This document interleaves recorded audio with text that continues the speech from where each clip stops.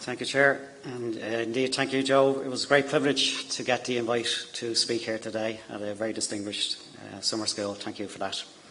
I should say, when I got here last night, I was having a coffee standing at the bar, and I had a page written down that was called "The Best Jokes to Use in Your Presentation." But unfortunately, Pat Leahy stole it, and you can't see him in here now, but I'll get him back for that. So all my jokes are gone.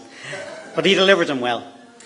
I should say it's also a great pleasure to share the discussion here this evening with Eddie Malloy, who is a very knowledgeable contributor in terms of insights into the public service. But it's also great to get the chance to put the case for the defence up front. I'd just like to say and follow on from what Donna said, just in terms of background from my own career, and having spent the vast majority of my own personal career at an executive level, working primarily in the private sector.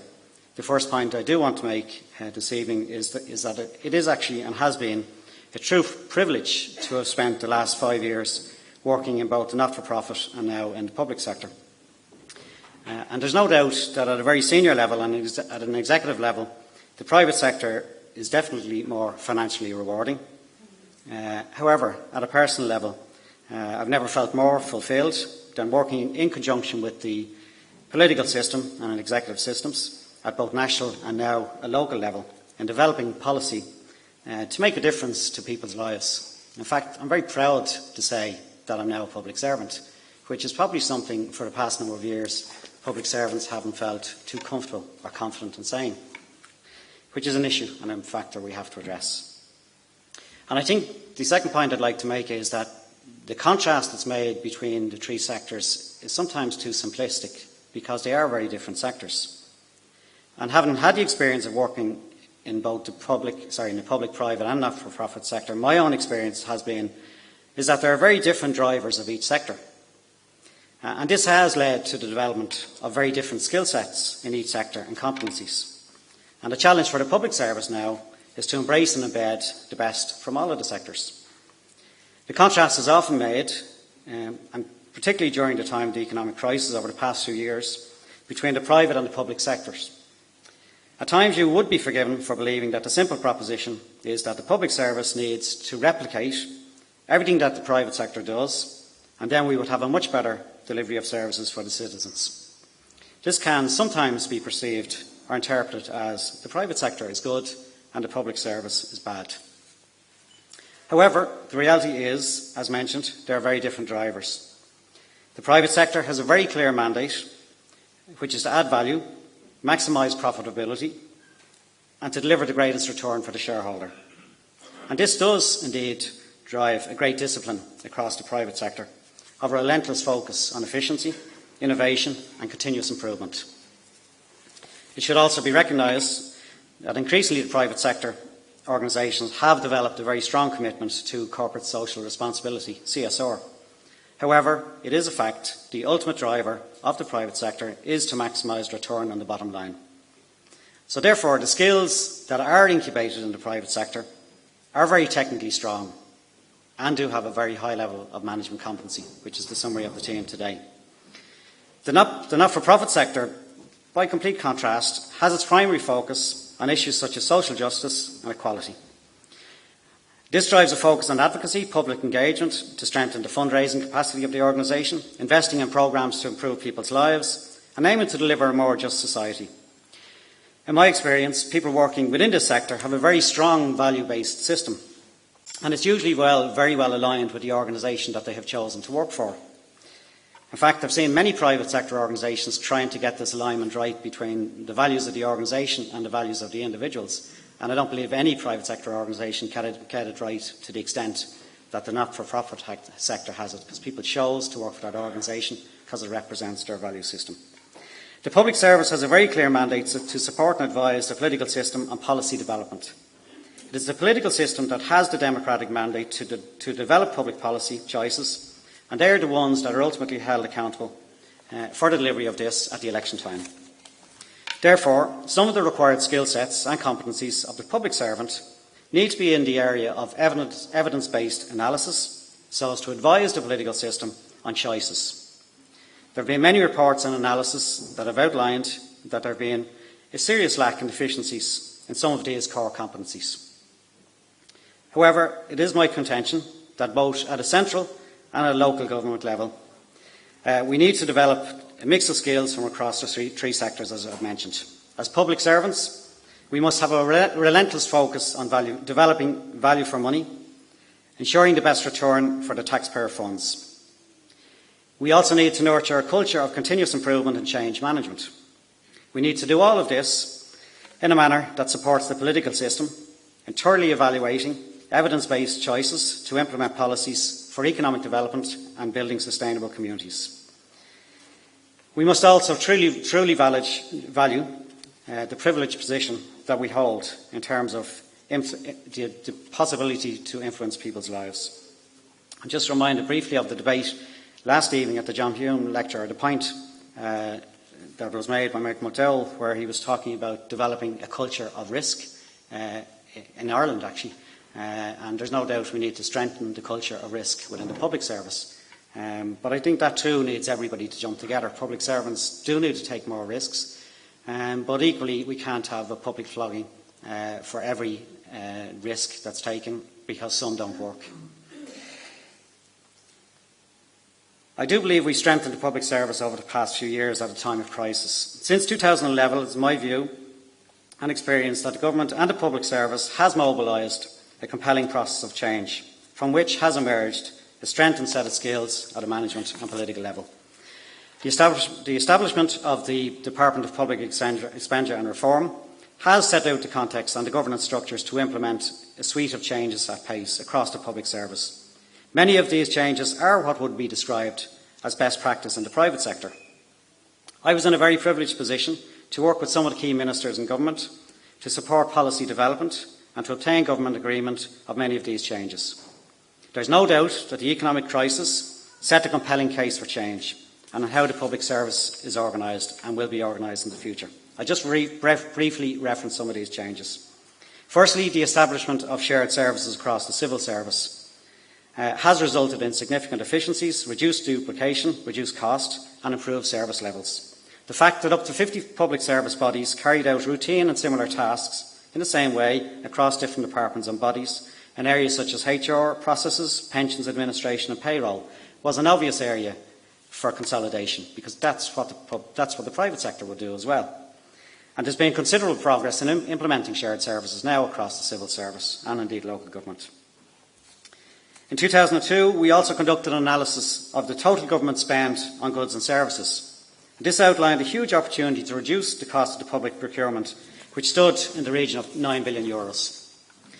The report demonstrated that in some instances, different government public bodies or departments were buying the same product from the same supplier at three different price levels. Good progress is now being made with regard to the appointment of a Government Chief Procurement Officer, the establishment of the Office of Government Procurement, a focus on category management, the development of more centralised government frameworks for purchasing, and significant recruitment of key technical skills into this area. Likewise, it became fairly obvious that in the area of ICT and the emerging technologies, there was a need to strengthen the government's vision and strategy. And we also brought proposals, myself and Robert Watts here, through with the Minister, in terms of the establishment of a Chief Information Officer for Government, which set the context for a much wider review of government policy in the area of technology. The Chair just briefly mentioned the Haddington Road Agreement, and I also believe this provided a very clear demonstration of difficult policy choices being implemented, which had a very clear democratic mandate. The continued consolidation of public spending to meet the Troika targets couldn't have been solely focused on a reduction in the cost of services without addressing public service pay and pensions bill, which represented at the time 30% of the total government expenditure. So whilst it was a very difficult process for all public servants and indeed trade unions involved, the outcome, in my view, did represent all that is good about the public service in supporting the political system, the officials, in implementing a very difficult policy choice. On a lighter side, it was quite odd and bizarre to be in negotiations to see how much you could cut your own pay by. And I remember coming back when we had finalised the agreement, coming back, and I probably was at the time the the most hated civil servant in the country, maybe after Robert Watt, of course. But it was a very difficult process, and I want to make the point. It was the administrative system, the officials stepping up to implement a very difficult process of further pay cuts and terms and conditions. So my summary point in just that piece is just that there are obvious weaknesses in the skills and technical competencies in the civil and public service, but there has been some very good choices, and there are more plans in train. For example, in terms of strengthening the governance, there's been a few references made about improved governance structures throughout today. A lot of the above changes that were implemented in the public service were facilitated by the extent of the economic crisis. However, one of the key strongest enablers in delivering those changes in best practice management and governance structures were the implementation of some similar governance structures that would be in the private sector into the political and executive system. The creation of a dedicated Cabinet Committee on Public Service Reform, chaired by an Taoiseach with all of the key ministers, was key in putting in place structures to fully hold both the political and the administrative system to account in delivery of change. This was supported by a dedicated programme with very clear action plans and timelines for delivery, with senior officials assigned for their task. Again, I was very privileged to have been in a position to advise the Minister of Public Expenditure and Reform on a process, structure and the content of two major change programmes in the public service. The Public Service Reform Plan, published in November 2011, and the Civil Service Renewal Plan, which was finally launched in October 2014. Both set out a very ambitious process of change across government. And it's interesting, most recent publication on the civil service, an update on the Civil Service Renewal Plan, just to look at 3 or 4 very fundamental different processes or structures that are put in place in the civil service. First of all, there is now an accountability board which has in its composition senior ministers, senior officials and independent people. And that board is to oversee an accountability framework that it's not just the Secretary General that's accountable, but all management across the public service are held accountable. There's also now a Civil Service Management Board in place, again, which would be good practice in the private sector.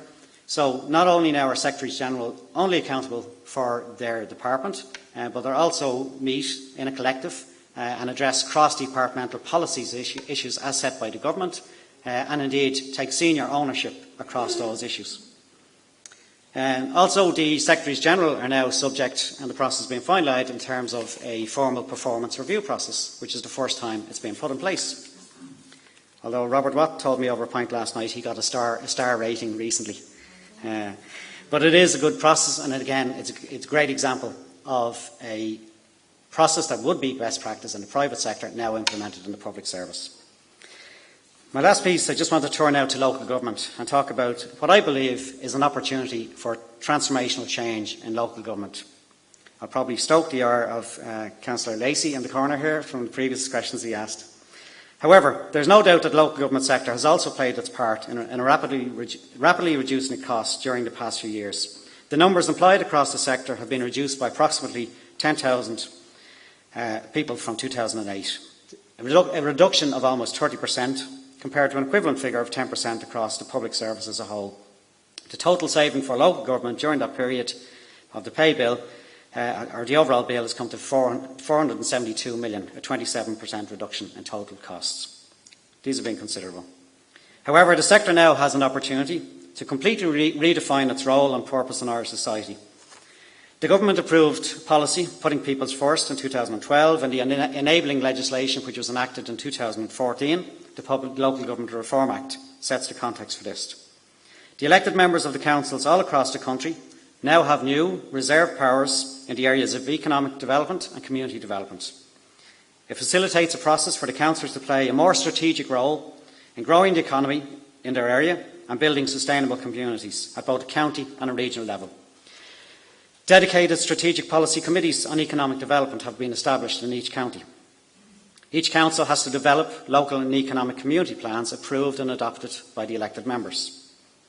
The redefining of the role of the county manager to a new role as chief executive should also, in my view, be seen more than just a title change. The whole purpose, the philosophy of it is for the chief executives, myself and my colleagues, to work with the elected members in a manner of a board of directors and address strategic issues across the county. In my view, the new legislation and policy direction for local government offers the greatest opportunity for change in a long time. Indeed, the very reason I personally gave up a very privileged position at central government level was to lead this process of change at Fingal County Council. The sector now has a very clear and real chance to ensure that it is the hub of delivery for many social services. However, to embrace and deliver these changes, there are a couple of specific challenges, I believe, at both the executive and political level. At the executive level and public servant level, we need to strengthen our skills and competencies in terms of making economic impact assessments. All of our plans in the area of planning, housing, community, economic growth need to be evidence-based and grounded on macro, regional and local economic analysis. To be successful, we need to recruit more economists, which is probably a skill set not traditionally associated with local government. At the political level, the elected members need to continue to represent local matters. That's their democratic mandate. However, they also have a political mandate to play a more strategic role in terms of economic and community development in their county and in their region. This will require much greater debate and analysis of matters that city and county and regional concern. While most of the changes are a year old, it's my experience in the first year of the changes that far too much time of the elected members in the councils is spent on debating matters of a national matter. That's what we have national parliaments for. Whilst it's understandable from a political perspective, it has been at the cost, in my view, of addressing and debating some real serious issues at a regional and county level, the matters which the elected members now have a very real mandate and control over. Just as a very complete aside, I can, just to make the point as well, I mean, it's been a very difficult year across local government, a lot of protests in central government, etc. But I do believe the elected members and chief executives and the executive need to work very collaboratively together. And certainly in Fingal, I've seen that progress really well, some big strategic issues moving through. But we also had the unfortunate set of incidents and protests for a period of time related to Irish Water, which in my view was a very nasty phase. And I had to deal with a lot of my own staff being intimidated, photographed, followed, shouted abuse at as they came out of council meetings, and indeed being locked in a car park.